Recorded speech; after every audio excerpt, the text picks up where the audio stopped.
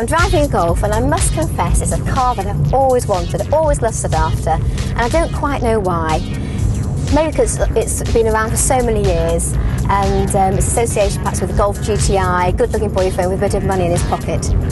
There's nothing visual that stands out about this car, but it's a Golf. It doesn't have to prove itself.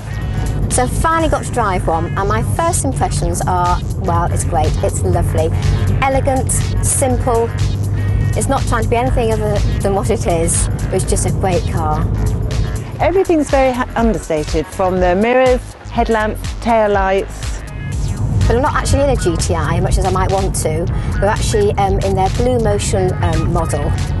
And the Bluemotion goes across the whole range of cars that they have, the Passat, the Polo, and it's their most fuel-efficient car that they produce. They all have diesel engines and very low CO2 emissions as well.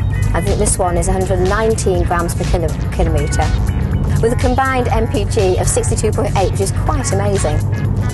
Inside, once again, it's all very understated. Beautifully designed, very elegant. Looking at the Bluemotion, what VW have done have made the car more aerodynamic. They've changed the grille at the front. They've made it low to the ground as well, which also gives a great byproduct of making it feel quite sporty. They've also different tyres which are more economical with the fuel. They've also changed the gearbox slightly, so that when you're going at speed on the motorway, the engine is barely ticking over. The downside of that is we do want to overtake, you might have to slip down a gear, but that's a small price to pay, I think. There's not a great deal of storage, but you do get the central console where you, with an iPod connection, which is there, and also space to put your mobile phone, keys, etc. There's also velour inside the glove box. Oh, lovely and soft and highly unusual. I think the image you get with the Golf is that it is a very solid, sturdy car, and then when you actually come to drive it, that's what you get. It is solid, very reassuringly so, and sturdy. You feel it's really got great road holding, going around corners you don't feel you're going to roll over. In the back of the car there's a big armrest, which is good for separating two squabbling kids.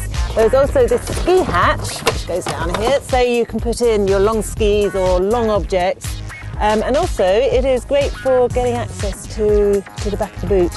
There's a couple of air vents here for the back passengers, which obviously will keep people cool on a long journey.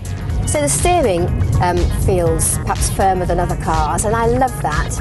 And the gearbox is the same, but again it is a diesel, so you do expect that with a diesel. Opening and closing the doors, again very firm, very solid. And the steering wheel itself feels fantastic. The leather's so lovely and soft and smooth. It's not a big car, so you don't get an enormous boot, but what you do get is absolutely fine. I find the seats very, very comfortable. They're fully adjustable and firm. None of this squidgy nonsense where you feel as if you're sitting on a couch.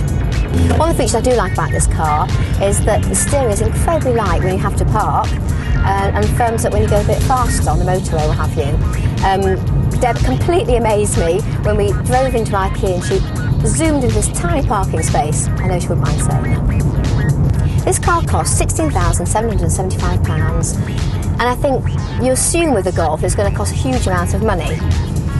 But in actual fact, I don't think that's too bad for what you get. Maybe other cars of the same sort of class, you might get a few more bits and bobs with them. Perhaps this is a bit more basic. But I think you've got absolutely everything that you need here. And the quality of it, and the upmarket feel and the interior, I think it's worth a lot.